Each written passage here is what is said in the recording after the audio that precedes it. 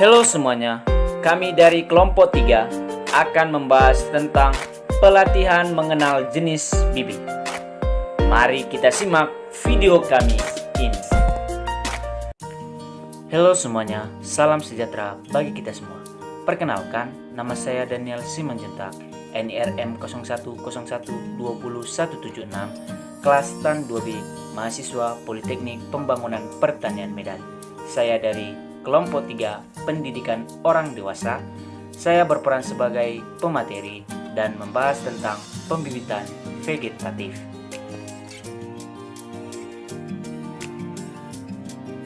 Assalamualaikum warahmatullahi wabarakatuh. Hai semuanya, kenalin, saya Dwi Taumami, mahasiswi Politeknik Pembangunan Pertanian Medan, kelas TAN 2B, NIRM 0101200177. Saya dari kelompok 3 pendidikan orang dewasa. Peran saya sebagai pemateri dan membahas tentang kriteria bibit yang siap dipindahkan.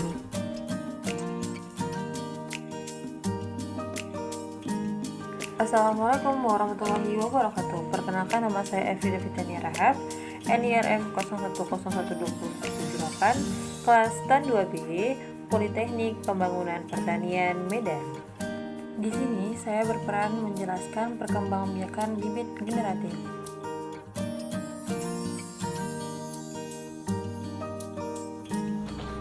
Assalamualaikum warahmatullahi wabarakatuh.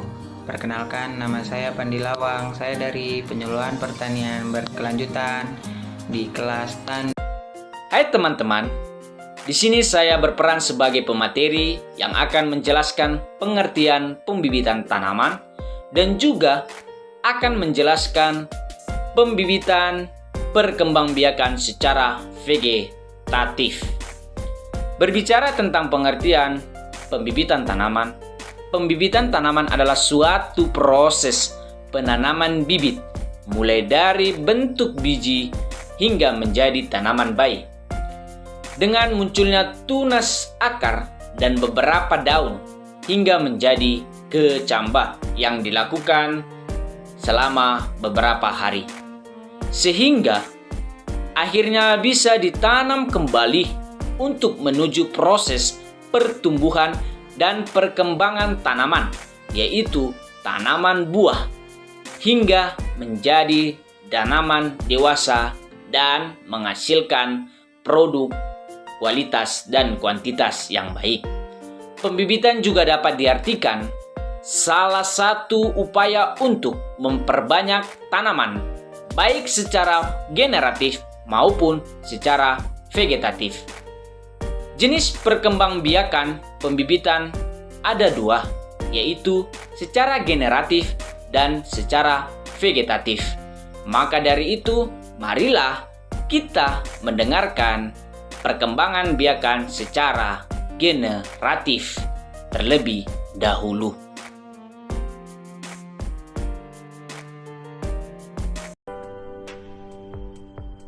Baiklah, sebelum kita memulai materi ini, saya mau tanya dulu sama kalian, apa kalian masih ingat apa itu generatif? Baiklah, di sini saya akan menjelaskan apa itu proses generatif pada perkembangbiakan tumbuhan.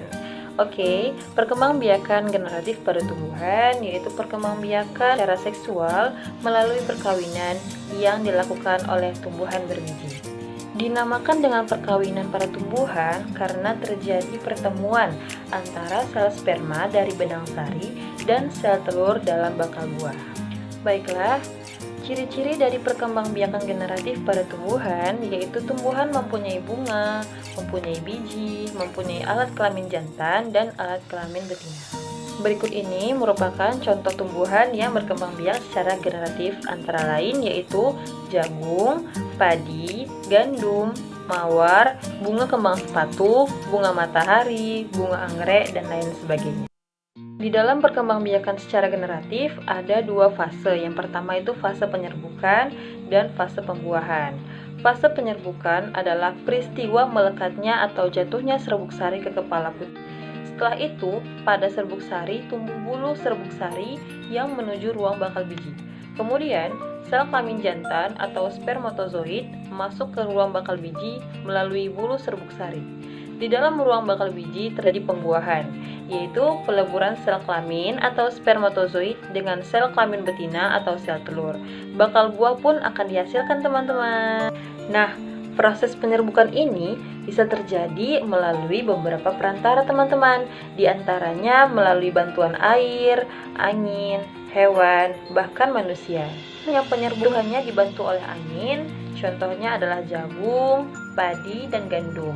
Sedangkan penyerbukan yang dibantu oleh hewan seperti hewan burung, kupu-kupu, kumbang, lebah, dan lain sebagainya, itu merupakan tumbuhan mawar, melati, dan kembang sepatu. Sedangkan proses penyerbukan yang dibantu dengan air seperti ganggang dan lain sebagainya. Jenis-jenis penyerbukan pada tumbuhan. Yang pertama ada penyerbukan sendiri, yaitu jika serbuk sari dan putik berasal dari bunga yang sama. Yang kedua, penyerbukan tetangga, yaitu bila serbuk sari terbang bunga yang berbeda, tapi masih dalam satu pohon. Yang ketiga, ada penyerbukan silang, yaitu jika serbuk sari hinggap ke putik bunga lain di pohon lain yang masih sejenis. Yang keempat, ada penyerbukan bastar, yaitu jika serbuk sari jatuh di putik bunga lain dan tumbuh yang berbeda jenis.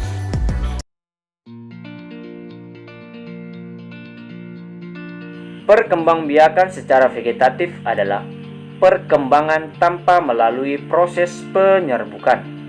Perkembangbiakan vegetatif dibagi menjadi dua, yaitu diperoleh dari proses vegetatif secara alami dan bisa juga dengan vegetatif buatan. Vegetatif alami adalah proses penyerbukan tanpa dibantu dengan perantaraan manusia.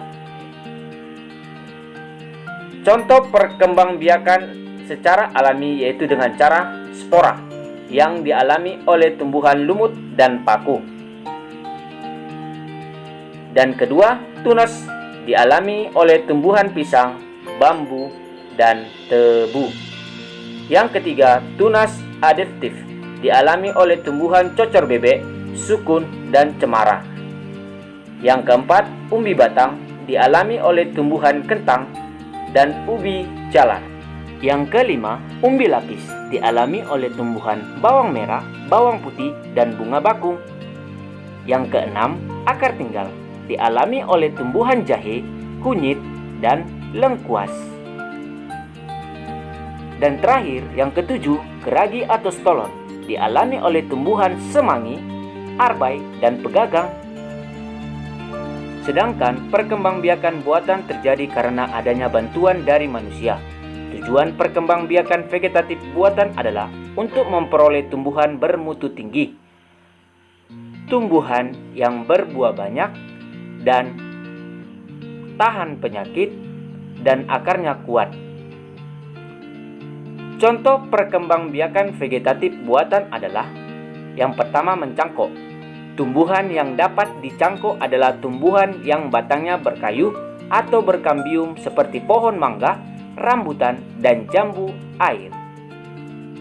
Yang kedua, menyambung.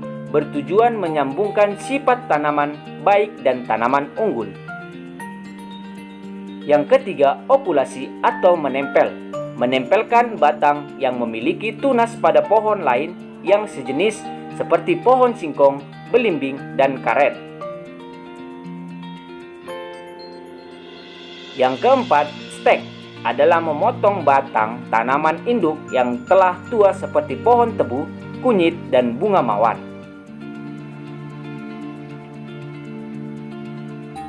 Dan yang terakhir atau yang kelima, merunduk adalah menimbun bagian cabang yang tumbuh memanjang di permukaan tanah seperti pohon apel, anggur, dan stroberi.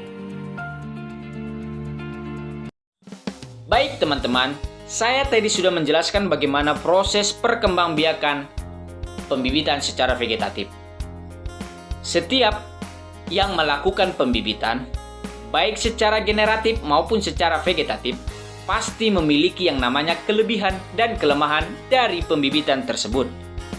Saya akan menjelaskan kelebihan dan kelemahan dari perkembangbiakan pembibitan secara vegetatif.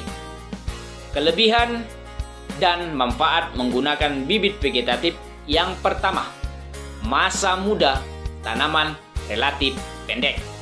Yang kedua, tanaman lebih cepat berproduk atau tanaman lebih cepat menghasilkan buah. Yang ketiga, dapat diterapkan pada tanaman yang tidak memiliki atau tidak menghasilkan biji.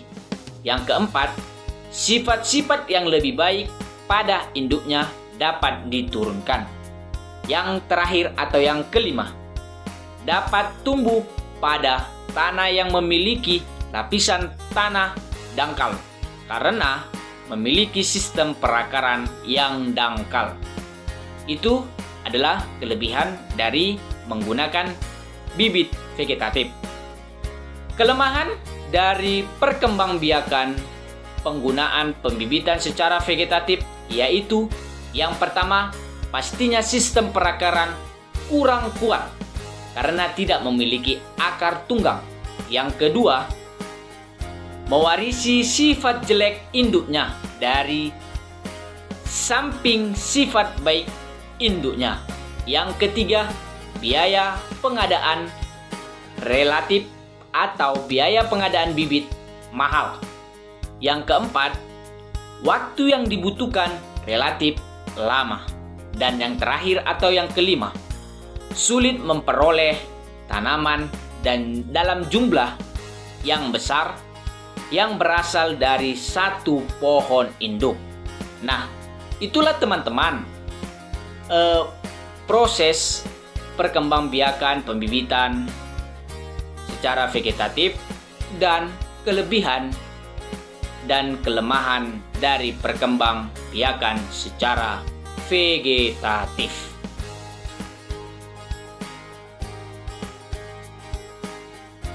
Di sini saya akan menjelaskan ciri-ciri sawi kumala. Sawi kumala mampu bertahan hidup dengan baik pada dataran rendah dengan ketinggian 114 hingga 350 meter di atas permukaan laut. Sawi kumala mempunyai tanaman dengan tinggi lebih kurang 31 cm. Batang dan daun sawi kumala berwarna hijau dan memiliki daun yang berbentuk opal. Tanaman ini dapat dipanen pada umur 22 hingga 25 hari setelah tanam. Nah, yang terakhir, saya akan menjelaskan tentang kriteria bibit yang siap dipindahkan.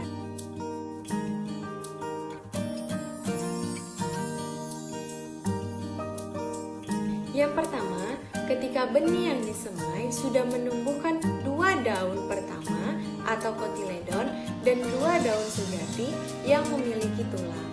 Seperti ini. Nah, biasanya ciri-ciri ini muncul pada minggu kedua sampai minggu ketiga penyemaian.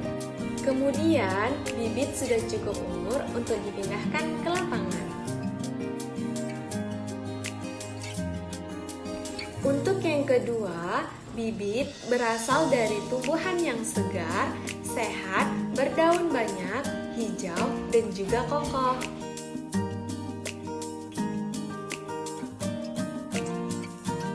Yang ketiga, terhindar dari serangan penyakit ataupun hama.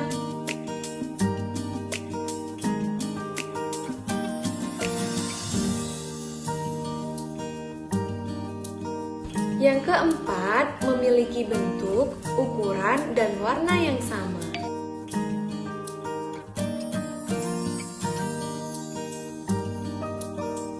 Nah, untuk yang terakhir, bibit terhindar dari bahan asing seperti biji tumbuhan lain dan kerikil. Terima kasih sudah menyaksikan video kami. Sampai jumpa.